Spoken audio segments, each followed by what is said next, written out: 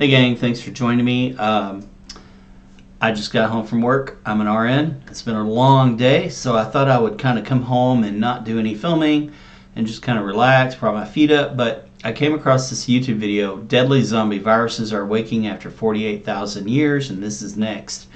That's the one thing about global warming.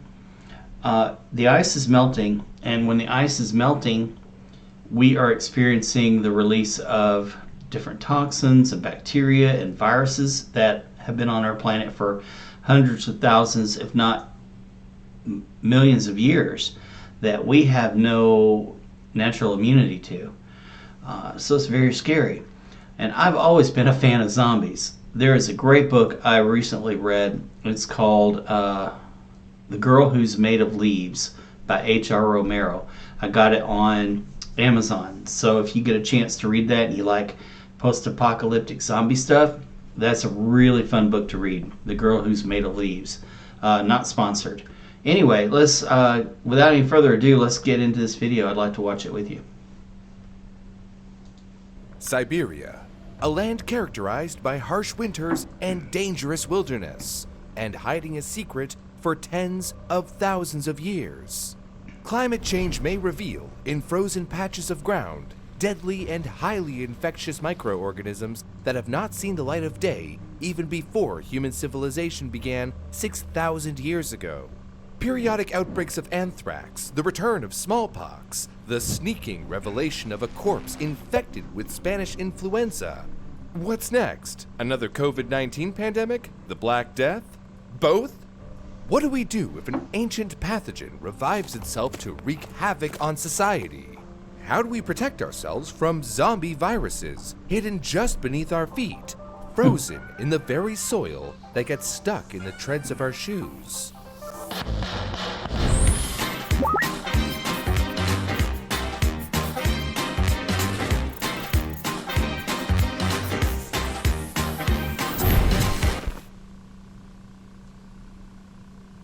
Let's get into it. While still up for debate amongst those who hate listening to scientists, the Intergovernmental Panel on Climate Change's Modeling and International Monitoring continues to find that the ongoing release of greenhouse gases following the Industrial Revolution is contributing to climate change. To some of us, this might not be that surprising. As of now, it's widely accepted we will see an increase of about 1.5 degrees Celsius in the 21st century. Wow. And that has many implications for us and the planet Earth itself. One of the places where the effects of climate change are felt most strongly and earliest is in the Arctic. Current models show that the Arctic is warming twice as fast as the rest of the world, and we can observe the earliest effects of this in permafrost regions. Permafrost, a potentially millions of years old frozen layer of soil, has been thawing rapidly as the effects of climate change continue. In Siberia particularly, where deep permafrost runs beneath almost all of Russia's northeastern regions. Another, more cataclysmic effect can also be seen in Siberia. Large mounds of earth called pingos that form when liquid water freezes and expands, pushing the earth upward into a mound. Typically, when these mounds thaw, they collapse in on themselves. But now, due to the rapid increases in temperature, methane gas builds up in these mounds until the pressure ruptures the mound and they explode in a flurry of flame and frozen rock and soil. Wow. However, the main concern for author Jean-Marie Alempic and colleagues in their 2022 study entitled An Update on Eukaryotic Viruses Revived from Ancient Permafrost is not exploding mounds of methane, but the consequences of thawing permafrost on life in these regions. A little smaller than that. There we go. The researchers note that the return of liquid water triggers the metabolic reactivation of numerous soil microorganisms.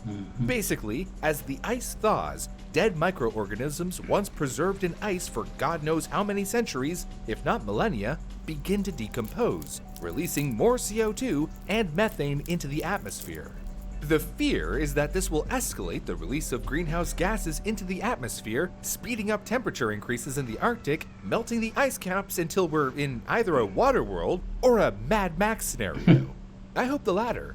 However, Alempic insists that there is a darker, more dangerous consequence of thawing permafrost. Yeah. Decomposition may worsen the effects of climate change, but their main concern is not that these microorganisms will die as they thaw, but that they'll live. The study suggests that thawing could signal the physical release of live bacteria, or archaea, that have remained in cryptobiosis trapped in deep permafrost, isolated from the Earth's surface for up to 2 million years. That's very possible. In layman's terms, frozen bacteria, viruses, and other microbiota can revive and rise again as zombies. As grim as it is, if that's true, then... So, what they are saying there is not science fiction. It can happen. It does happen. As an RN, I work in the operating room. We freeze tissue all the time, and we reconstitute it. We warm it up, and we implant that into a patient, and it thrives. You can do this with tissue. You can do it with viruses. You can do it with bacteria. You can do it with a great many things, and this is happening. We are seeing an incline in a lot of viruses and bacteria that we have not seen before, and it is all because of global warming. Who, I must say, I was never a fan, because I would say global warming, look, it's so cold out. Weather and global warming are two different things. This is something that we are experiencing, and it's only going to get worse. And frozen corpses are also a threat. In a time when the world is still dominated by the threat of a viral pandemic, the idea that any pathogen can survive the dead of winter in the coldest regions of the world, lying in wait inside the bodies of the dead in the ground, is truly shivering. Up until their study, only 2 live viruses had been found, and it was thought that the viruses couldn't survive the thawing process. But Olympic and their colleagues disagreed, arguing that these zombie viruses pose a very serious public health threat. With this in mind, they went out and sampled permafrost at various depths to see what kinds of microcultures they could find. But the question remains, what did they find down there? And what kind of threat do they pose to us?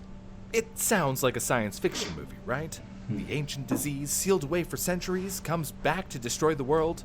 Well, there's good news. Before you pack your bags and get into your backyard bunkers to wait out the apocalypse, the scientists behind this study did their due diligence. Viruses are interesting creatures, insofar as they're not technically creatures, but lines of biological code that hijack real creatures so they can use them to reproduce. Viruses burst the cell they've infected and lies, spitting out a bunch of little viral babies. Each species of virus adapts to infect a specific host to reproduce inside of. So a human virus can't infect a dog, and vice versa. Viruses can evolve to survive in different hosts, and it does happen often enough. But So, one way this happens is people keep in some parts of the world, they keep chickens and their pigs together. And what happens is a viral entity gets into one animal, likely the pig, and then that viral entity can evolve into a presence that can then be contagious to the chicken, or vice versa. And typically it is, I think, from bird to pig, and then from pig it's easily able to jump into humans. And that's why you should never keep your animals so closely together that they can trade viral entities, because it can help the viral entity to evolve so that it can get into humans. And that's what it's explaining here, in a way. But scientifically, we would consider them 2 different viruses at that point. Knowing this, researchers used an amoeba called Acanthamoeba castellani as bait to catch potential revived zombie viruses. So the only viruses they found, this time, can infect amoebas. So there's no threat to people, animals, or crops. Thanks, science! Researchers took various samples of permafrost from 9 sites and placed them in petri dishes. These include samples of permafrost from the bank of a river, a woolly mammoth's wool and stomach, and the intestinal content of a Siberian wolf. They then added A. castellani to the dishes and watched to see if anything grew. And oh boy, did things grow. The study found viruses that belonged to 5 different clades, aka groups of species that share common ancestors: Pandora virus, Cedrat virus, Megavirus, Pac-Man virus, and Pithovirus. The majority of the viruses that love researchers Pac-Man. found belong to the Pandora virus family, including about 14 new species. Researchers found these viruses in permafrost along the Lena River in Yakutsk, otherwise known as the coldest city on Earth. Many of their samples contained Pandora viruses, but it was also found in one of their oldest, a patch of permafrost dated back 48,000 years.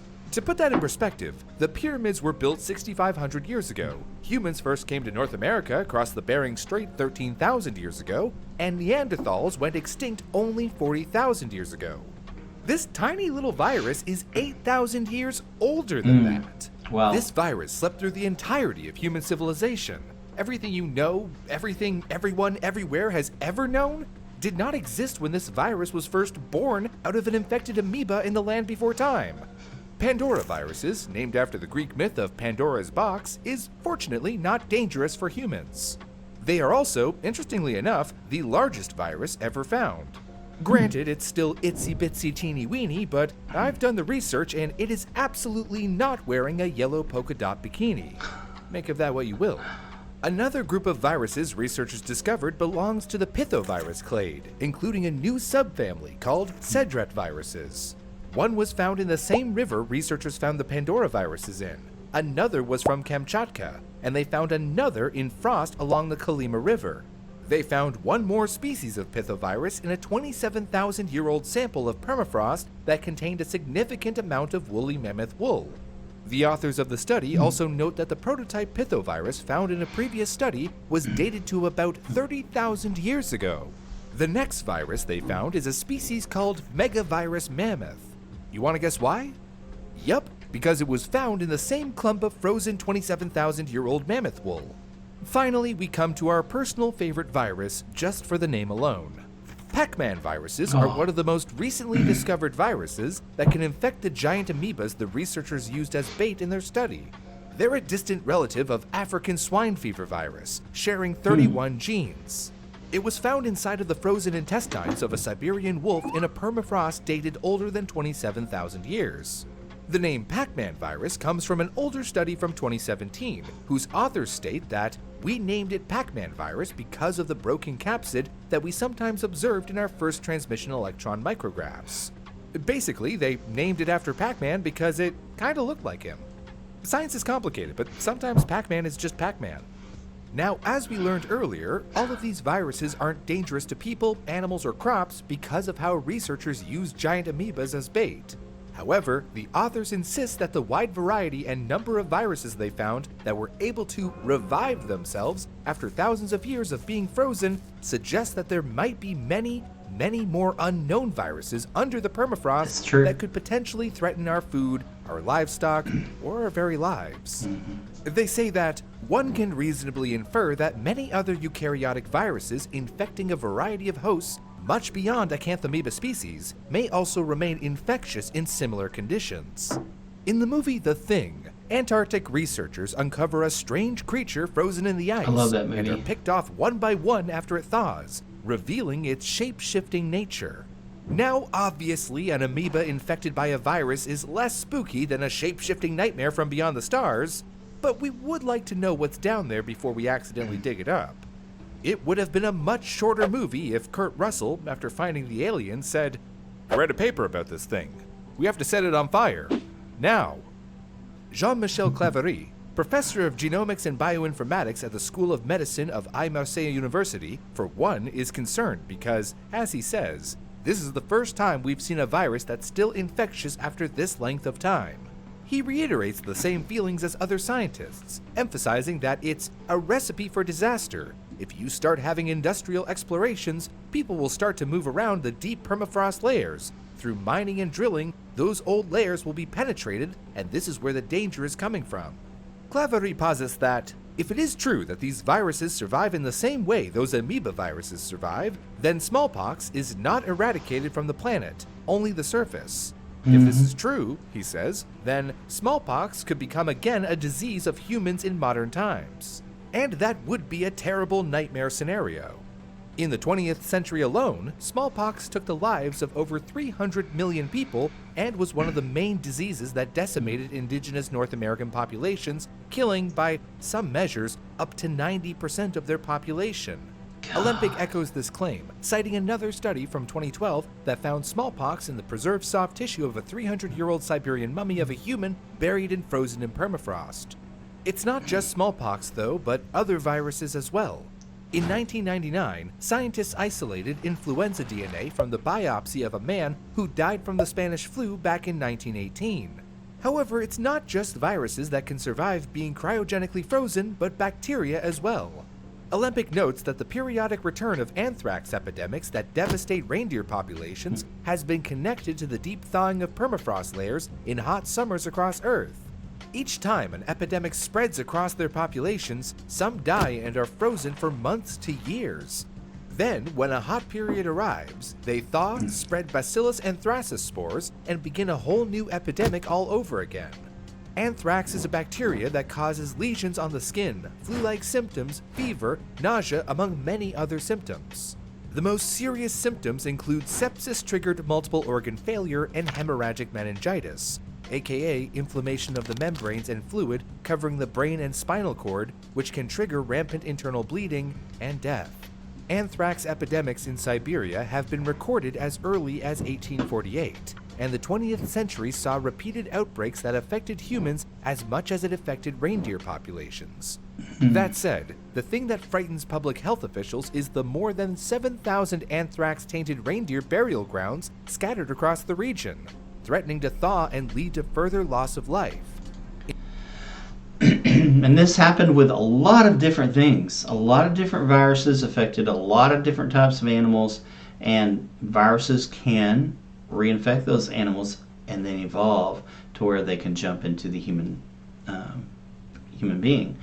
And that is what is so frightening. And this is already happening.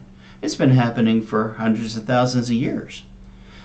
Just because we haven't been here on Earth that long doesn't mean that it hasn't been going on for a long time. The Earth has warming, freezing spells that it goes through. Unfortunately, we've got a bleak future ahead of us when it comes to new bacteria and viruses hatching from the ice. In addition to that, digging into permafrost is, well, beyond difficult. So many of these burial grounds are relatively shallow, further increasing the risk of outbreak. Even as recently as 2016, an outbreak in Siberia led to the deaths of 2,350 reindeer after a particularly warm summer, which indicated to the authorities that thawing permafrost must have contributed. The Russian government were forced to airlift families out of the quarantined regions and begin a massive vaccination campaign, inoculating as many wild reindeer as possible, and burning any and all tainted corpses. Unfortunately, by the time all was said and done, dozens of people were infected, and a child had died of infection as well. The reality of a changing planet is that we need to prepare now for the problems of tomorrow. Ignoring something because it has not yet affected us personally is no longer an option. The world is more interconnected than ever before, and obviously we all know how quickly disease can spread these days. Whether it's the return of smallpox as a disease that afflicts people across the globe, the second rise of the Spanish influenza, or outbreaks of anthrax, it's clear that thawing permafrost hides more than just frozen soil. Alembic and their colleagues have shown us that it's not only possible, but in fact likely that viruses can live in a frozen state for tens of thousands of years, which combined with the diseases that are already being released from our frozen north, bids us a foul omen for the future. But it's not all skull and crossbones, doom and gloom, death and dying. There are things we can do every day to help climate scientists across the world. Little things like minding your water and power usage, choosing to take the bus instead of driving, vacationing at home instead of abroad, and, most importantly, petitioning and demanding lawmakers take action and hold polluting corporations accountable for the health of our homes and the world we all share. Because if we don't, soon the world will be perma-fudged. based on our recent video about a man who faked his death. All right. So, wow, that was a very good video. From the science behind it to just the common sense that was used to explain the video and what was going on. So well done. So well done. I want to definitely make sure that I give credit to this person and their videos. And it is called Brew, B-R-E-W. Check out the Brew channel. They've got 1.78 million subscribers, so they can't be going wrong there. Anyway, thank you so much. I picked up my first 2 subscribers today. I'm very pleased. So if you haven't already, please subscribe. Ring the notification bell, like, and share my video. Help it get out there to other people. I'm still kind of trying to figure out where you guys are, what you really like. I'm looking at the analytics, kind of seeing where we need to go with our videos and what niche we need to fall into. So if you have any ideas, please put it in the comments below. Again, thank you so much, and until next time, see you later.